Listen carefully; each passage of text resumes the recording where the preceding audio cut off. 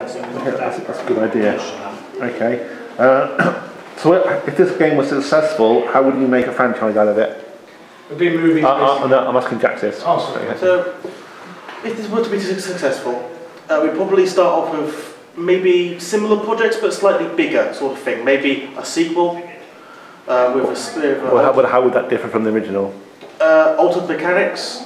Maybe make it entirely a more advanced tower defense, or switch it up to a first-person shooter with tower defense gameplay.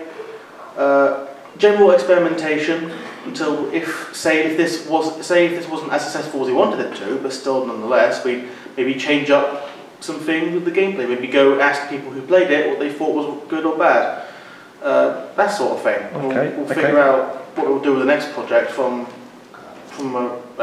gathered information. Okay. So, what platform? I didn't hear what platform you were going to release it on, or?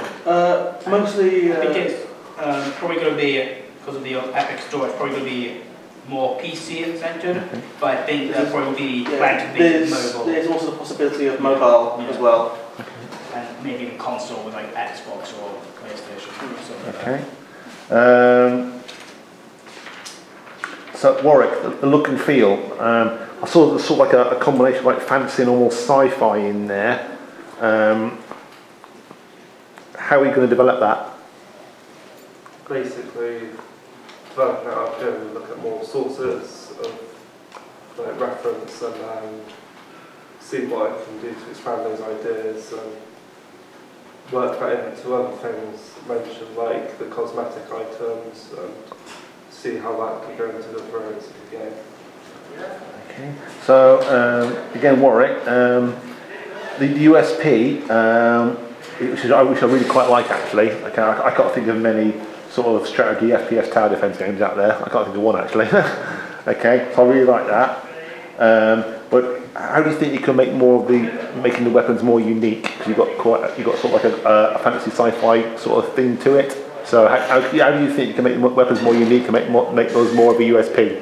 Okay, so some of the weapon designs that weren't shown in this here were some that I designed, and I had them designed to be crafted with stuff like natural materials like plants or bones, stuff like that. And how do you think you could bring in, you've also sort of a magic sci-fi element there, so how would that affect how the weapon hurts or creates damage? So, for example, I mentioned a bone weapon, that could fire off some sort of shrapnel, something like that could do a slow bleed on the enemy, like piercing sort of damage. Okay. Jordan, you mentioned the various sort of characters, baddies if you like, okay. How are they going to be implemented in the game? How are they sort of introduced? I'm pretty sure at least right now I think the game has almost like a narrative intro or something what we're thinking of, and so in that you actually probably get the establishment of the world and kind of show the villains and stuff like that, maybe some artwork or something. Well, what I mean is how are they involved with the gameplay? I think right now with like two characters, Nox and Urgoth, I think Urgoth will probably be like a boss you'd encounter, so something like maybe like so many ways you encounter different boss or something, so Urgoth and Nox probably, I guess Nox being the main one, the end game boss, maybe like, I guess wave 50 or 30, depends on the max wave, and you meet him there and you like defeat him or something, so something like that would be imaginary what we're thinking. Okay. Kyle, talk about obviously the different levels. How are you going to make the levels vary? I was thinking about this earlier. Obviously, right there is the keep, and they're coming out of the keep, so where can you go with that? But basically what I was thinking is you push them back, so you go through all the different terrain around McNock and you keep forcing them backwards rather than coming forwards down to your place, so you can carry on with all the different areas of McNock, where different settlements and all sorts of. That way we could incorporate late game other different villages, settlements like knights or any other type of creatures, and all to get involved in little bits as well by purchasing their help also. And also, how do you think you can make the game not so repetitive when you play it for the first time, or if you come back to it? I don't know. I think by having obviously different difficulties, maybe having different unlocks that you get for completion or different AI patterns. Yeah. And how would you do that? Well, randomizer and Yeah, that's what I'm trying to get at. Yeah. I was trying to think of a different word for it, but I still can't even get up there. Well, I was supposed to bet you, yeah, you got it. Okay, all right. Yeah, sorry. Okay. Um, Come on, yeah. Okay, and now to do like a full game, how long do you think it'll take you? Just full. Yeah. I'd say get it all polished up. 2.5 years. Okay, good. Okay, anyone got any more questions?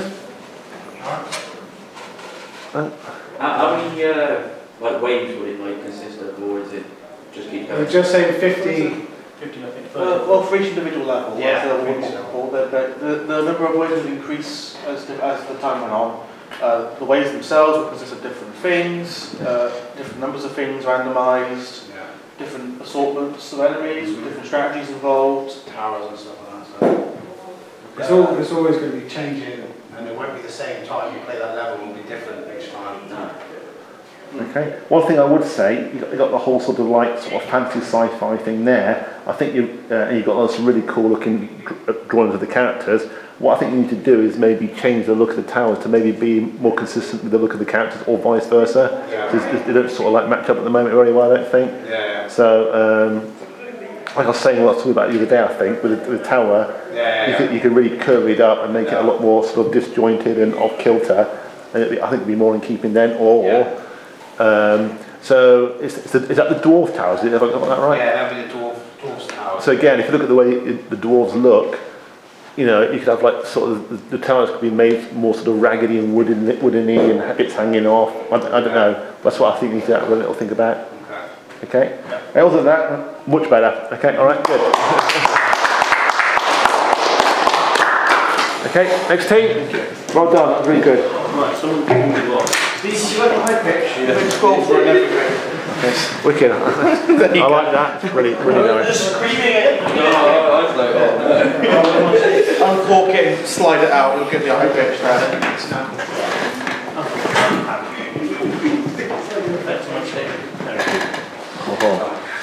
Like that.